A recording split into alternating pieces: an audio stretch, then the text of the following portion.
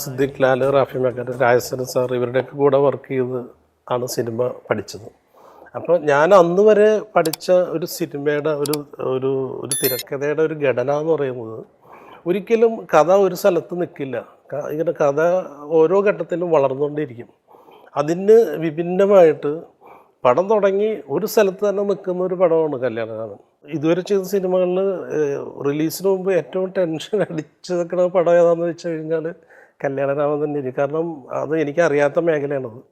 അതൊരു മൊണോട്ടണി ആകുമോ എന്നുള്ളൊരു പേടി ഉണ്ടായിരുന്നു. കാരണം ഒരു കല്യാണ വീട് തന്നെയാണ് നമ്മൾ ഏതാണ്ട് ഫസ്റ്റ് ഹാഫ് ഏതാണ്ട് മുക്കാൽ ഭാഗമല്ല, ഏതാണ്ട് ഫസ്റ്റ് ഹാഫിൻ്റെ ഭൂരിഭാഗം കല്യാണ വീട് തന്നെയാണ്. അതുപോലെ തന്നെ സെക്കൻഡ് ഹാഫിലും ഇതേ കല്യാണ വീട് വരുന്നുണ്ട്.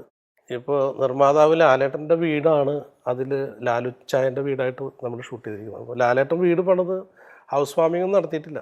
അപ്പോൾ പേടിച്ചിട്ട് ലാലേട്ടനോട് ഒരു ദിവസം ചോദിച്ചു, ഇങ്ങനെ ആ വീട് നമുക്ക് അവിടെ തന്നെ സെറ്റിട്ട് ചെയ്താൽ. പക്ഷേ ലാലേട്ടൻ സമ്മതിച്ചു കിട്ടും. അങ്ങനെ ആ വീടിൻ്റെ മുൻപിൽ ഒരു വലിയൊരു പന്തലിട്ട് ഇതേ പന്തൽ തന്നെയാണ് ക്ലൈമാക്സിനും ഉപയോഗിച്ചിരിക്കുന്നത്. അപ്പോൾ ഇതിൻ്റെ രണ്ടിൻ്റെ ഇൻറ്റീരിയർ രണ്ട് ടൈപ്പാണ്.